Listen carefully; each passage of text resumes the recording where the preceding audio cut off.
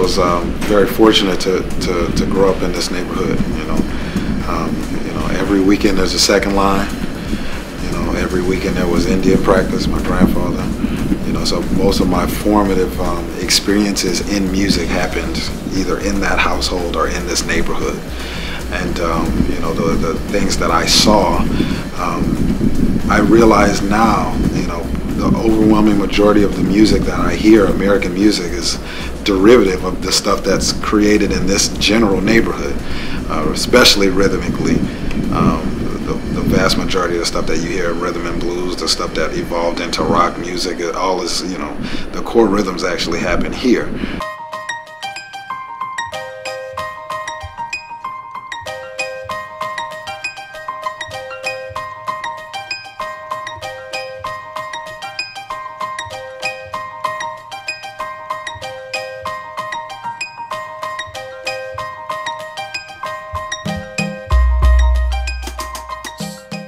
So I used to love having conversations with Papa about, what it took to be a spy boy and how that was how he started and ended up being the chief, and, conjecturing as to what my reality might be like as a man doing it at some point. But as I get older and I think more on it, I really fell in love with music through this culture. When I hear the rhythms like the running rhythm, when I hear these drums, it's I react in a way that I do not react to other music, right? And I know that when I hear those rhythms, what's being said is in a language that is my language, right? It's not a language that was like disseminated to me by someone else. It's something that at its core is fundamentally mine. I was the beneficiary of a lot of wisdom from older males and females, but I think in terms of this specific culture, it's really important for the young boys to see positive males in their space that are also not afraid to challenge and deal with the ones that may be up to unlordable behavior. And that means police officers, that means guys in the neighborhood that, may be, up to, selling drugs or whatever, as examples. So I realized that that was my turn, and that I could stay away and just do the jazz thing, like a myriad of, great musicians from New Orleans decided not to come back. But my uncle came back. And I wouldn't be who I am if he hadn't come back.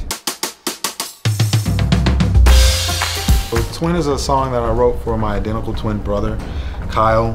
His name's Kyle Adrian Scott. Like, I look up to, he's like my beacon of light, so I'm always like trying to catch up to him. And even though he was born second, but I've always sort of looked at him like the older brother. But I always tell him I'm the elder. But he's really incredible. So I wanted to, for years, there are multiple songs that have his name, actually. And that's something that I like to do is, like my relationship with my brother when I was 19, when I wrote the first Kyle, is different than when I was 24 and wrote the second one. It was different when I was 27 and wrote the third version, right? So when you hear the rhythms on Twin, it's sort of my attempt to collapse rhythms from Senegal and Gambia, Mali, Benin, to dealing with the rhythms that are in the Latin Caribbean and Havana, to dealing with the Afro-Native American rhythms in New Orleans, and to sort of create a palette that is a mixture of all of those cultures. But to communicate above them with sort of if I give a visual representation of it, the two trumpets are the twins. So they start off as one egg, and then they split, and then they're sort of in tandem together, but sometimes there's little fractures and one goes off in one area and one goes off in another, but then they ultimately end up making their way back, and then they're in harmony. And so as a concept, that was one of the more fun songs to get into.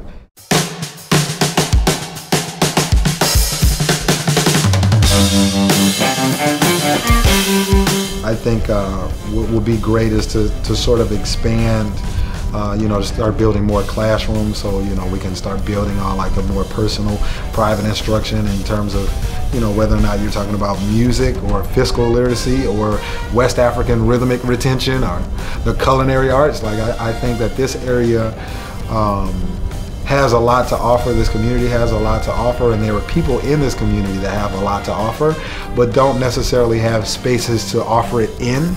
And so, when my family decided to actually do this, like I got really giddy and really excited, because I remember growing up in this neighborhood, and unless you went to Bunny Friend Park, there wasn't really an area where you could be where you felt like you were safe and you knew when you walked in that you were welcome.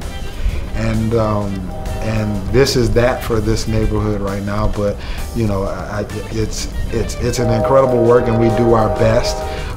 But we need more space. Yeah. But I'd like to see